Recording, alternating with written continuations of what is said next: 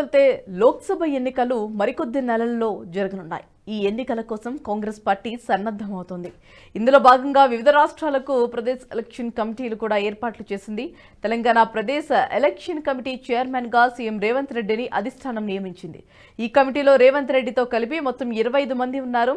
అదేవిధంగా ex officio సభ్యులుగా 3 అవకాశం కల్పించారు. వారిలో యూత్ కాంగ్రెస్ ఎన్ఎస్యుఐ సేవాదల్ రాష్ట్ర అధ్యక్షుడు స్థానం కల్పించారు. మల్లు బెట్టు విక్రమార్క, జీవన్ రెడ్డి, ఉత్తమ్ కుమార్ రెడ్డి, దామోదర్ రాజనరసింహ, జానారెడ్డి, విహెచ్ చెల్లా వంశీచందర్ రెడ్డి, కోమటిరెడ్డి వెంకటరెడ్డి, శ్రీధర్ బాబు, పొంగులేటి సీతక్క, మధుయాష్కి సహా పలువురు నేతలు కమిటీలో ఉన్నారు.